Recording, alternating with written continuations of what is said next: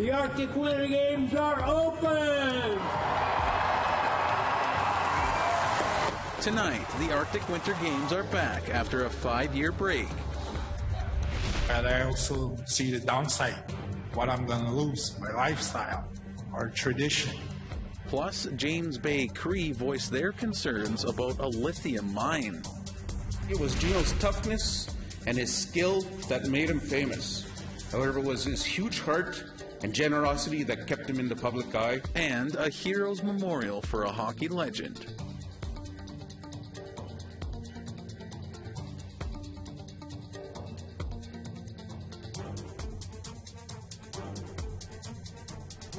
Good evening, Tansei Anine. Welcome to APTN National News. I'm Daryl Stranger.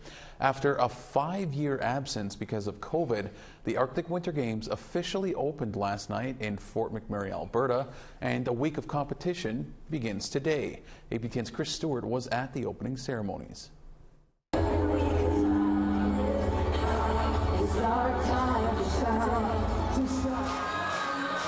Temperatures around -20 didn't stop thousands of fans from filling up the stadium in McDonald Island Park in Fort McMurray.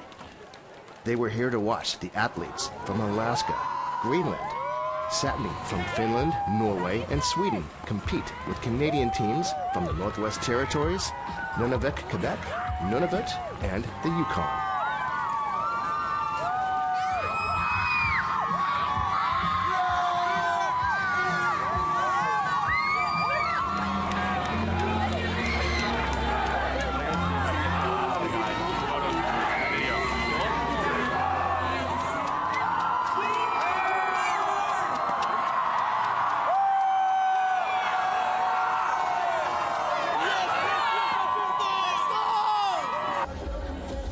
There was a week of competition in 20 events, from alpine skiing, archery, basketball, biathlon, hockey, and northern games like futsal and Dene games. With music and the torch relay, the games were officially opened. Okay, this is what you've been waiting for. Everybody, athletes, coaches, officials, mission staff, everybody, the community. The Arctic Winter Games are open!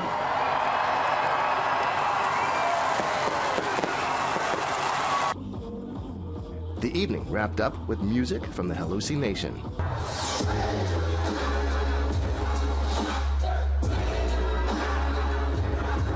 I want everybody in here to make some noise!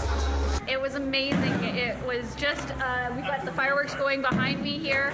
It's just another example that we are here and we are ready to shine. Was it cool playing in front of thousands of people? Yeah. What was the best part? Everybody cheered for you. The games take place until February 4th with the day of gold medal games and the closing ceremonies.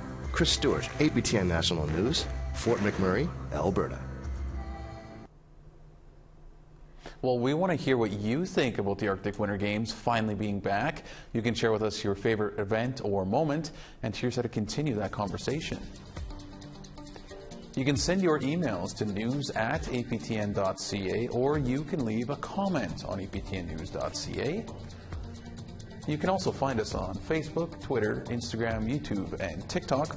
Follow APTN News to join the conversation and see our latest stories.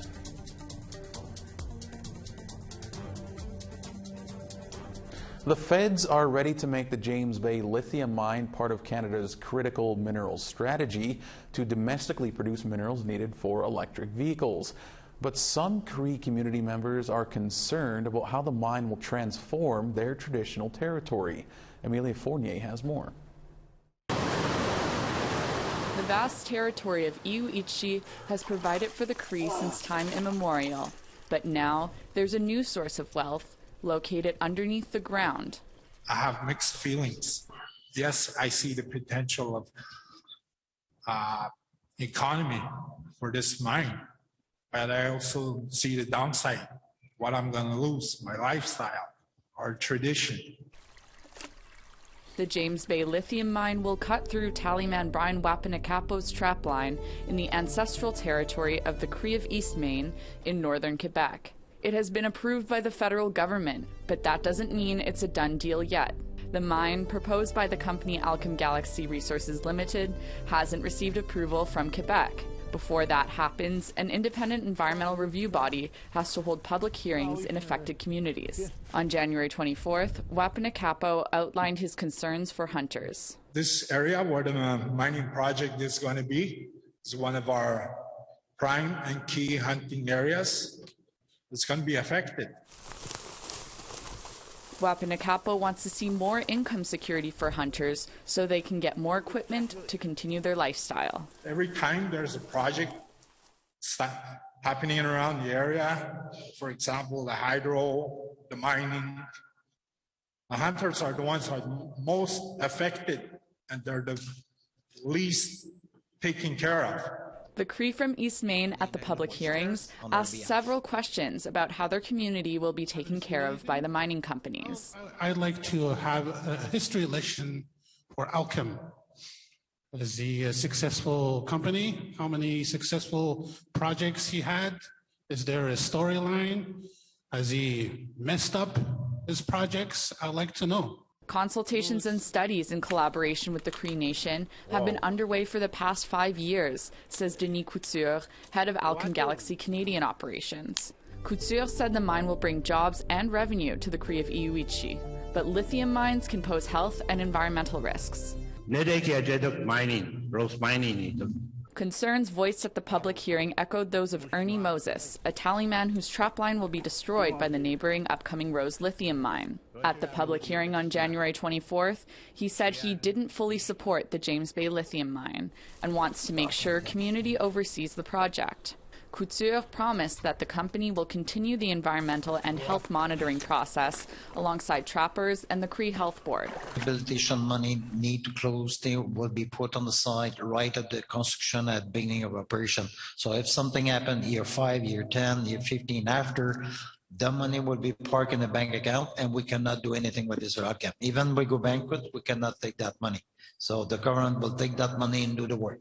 But Charles Isao, a cultural teacher with the Cree Health Board, said it's too early to tell what will be the long-term impacts. Tailings and all that stuff that get into the water systems, and once it starts to get into that system, then I'd have a concern. I'd be really concerned about the plant life, the animal life. Everything that we have in our indigenous life. Crees have until February 27th to send questions and concerns to this email. Emilia Fournier, APTN National News, Montreal. All right, we have to step aside for a short break, but first, here's Lee Wilson with a look at what he is working on. I'm Lee Wilson. Coming up soon, I'll have this story from Prince Rupert, BC. Nearly 40 people are facing evictions. Tsimshian elder and survivor Ronald Shaw has lived in his apartment along with his wife for 20 years. Tough world to live in, really, when, you're okay and then all of a sudden you have to find a place. The city of Prince Rupert and the BC government recently made changes to try eliminate rent evictions, but tenants are left searching for new homes. Possible for an elder on their income to get a rental here. It's totally impossible. There's no way. This story coming soon on APTN National News.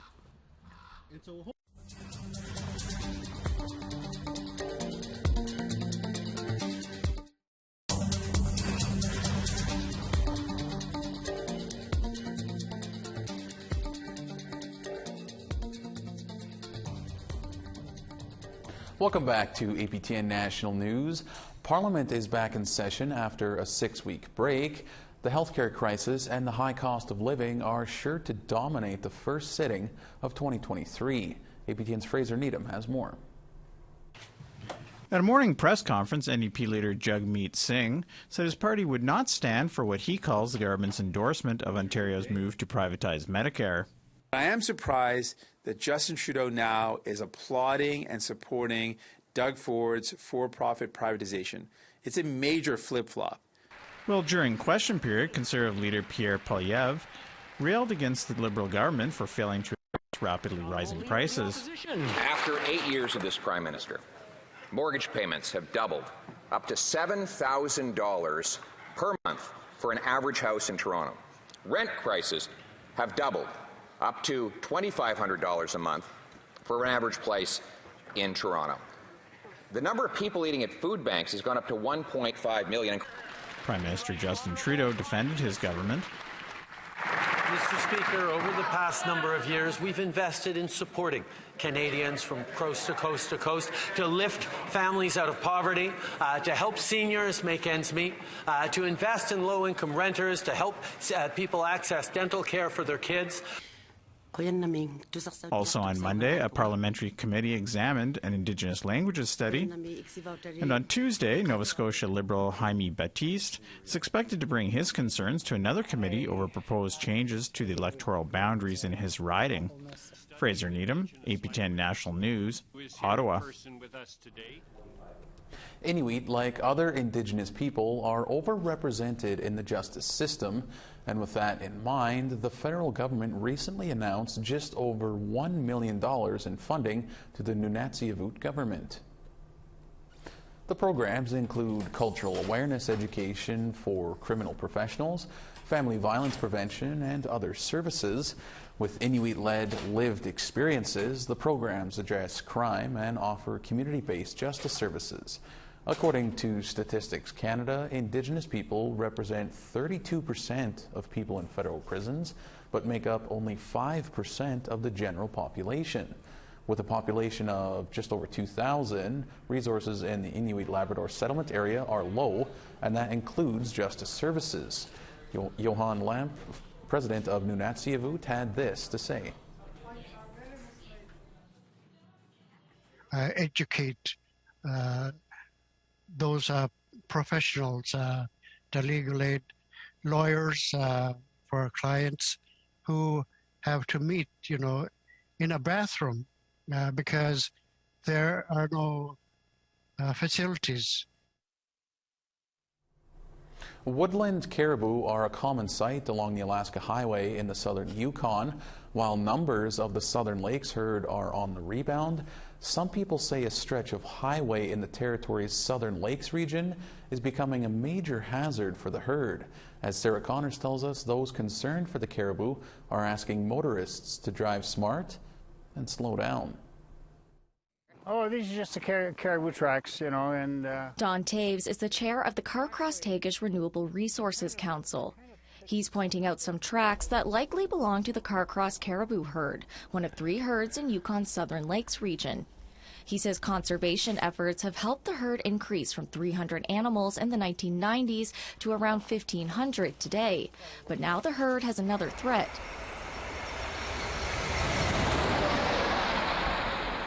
Vehicles traveling on the Alaska Highway. Because we now have 1,500 caribou, 12 or 1,500, we have vehicle collisions that we didn't have before. So far this winter, 7 caribou have been killed in road collisions along the Alaska Highway. 5 of those collisions occurred in this 15-mile stretch between Judas Creek and Jake's Corner. While those numbers are typical, the Carcross Council is worried that too many caribou are being lost to collisions. 70% of the caribou that are killed are pregnant cows, in January, February, and March. So it's a huge loss. It's a double loss, actually. It's more than one animal. This stretch of highway has some of the best habitat for caribou and crosses paths with the herd's winter range. The herd can also be hard to spot during January's limited daylight hours. Taves says big trucks like these can be especially devastating. Very often it's a herd of caribou in front of it. So they don't hit one animal, they hit 3 or 4 or 5. Citizens of Carcross First Nation are also concerned about the collisions. Because no matter how much signage you put up, it doesn't seem to be working. They've been there for many years. Edna Helm says it's not just caribou that are being hit by vehicles. Just the other day, there was a yearling moose got killed, and then the mother standing on the side of the road looking. She's also concerned drivers are not reporting collisions. Nobody reported it.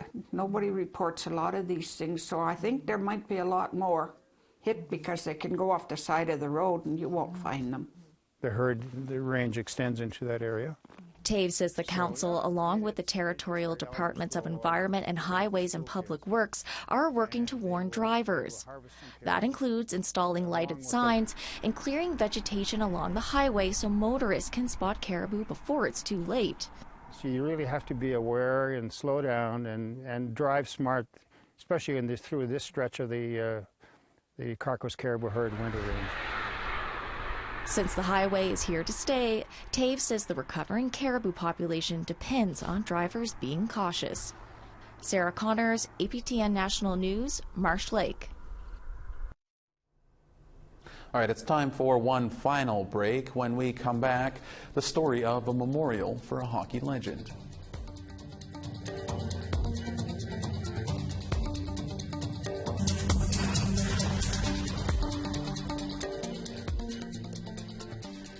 Welcome back to APTN National News. It's time now for our photo of the day. Patsy West sent in a series of great photos that show the natural beauty of the Witat Nation village in British Columbia. That's a great shot there. Thanks so much for sharing that view, Patsy. If you would like to share your community, family, culture, food, pets, or nature with us, you can send your photos to share@aptn.ca for the chance to be our next photo of the day. All right, and now let's take a look at tomorrow's weather forecast.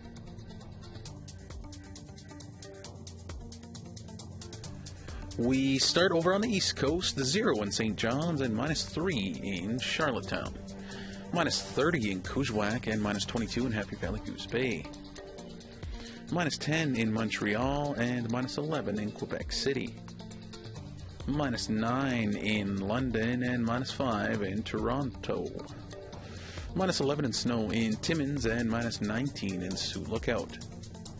The cold spell continues, -33 in Churchill and -23 in Norway House. -20 in Barons River and -21 in Winnipeg. -20 in snow in Regina and -20 in Saskatoon. -23 in clear in Buffalo Narrows and -29 in Stony Rapids. As we head west, -21 in clear in Fort McMurray and -16 in Peace River. -10 and snowing in Edmonton and -7 in Calgary. 3 degrees in Vancouver and 2 degrees in Bella Coola. 8 degrees in Sandspit and -11 in Fort Nelson. Clear and -23 in Mayo and -21 in clear in Old Crow. Some snow and -29 in Norman Wells and -23 in snow in Fort Simpson. -30 in clear in Inuvik and -31 in Colville Lake.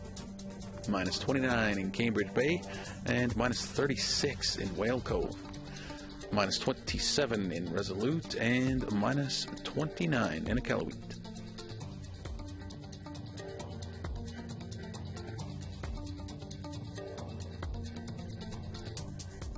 The Algonquin Assassin and former NHL enforcer Gino Odjick was laid to rest in his home community of Kitigan Zibi in Quebec over the weekend. Family took time to speak with media before the private service. Here's Annette Francis with that story. Family and friends have come to the Kitigan Zibi Cultural Center to address media. They're here to share some stories about who Gino Odjick was. The old saying goes, you should never meet your heroes. In the case of our late friend Gino, that couldn't be farther from the truth. If Gino wasn't your hero before you met him, he certainly was afterwards. You see, it was Gino's toughness and his skill that made him famous. However, it was his huge heart and generosity that kept him in the public eye. Odjick was born and raised in Kitigan Zibi. He was the only boy in a family of 6 kids. His younger sister, Janique Odjick, says they were close. He was very coddled by the sisters. We were extremely protective of him growing up.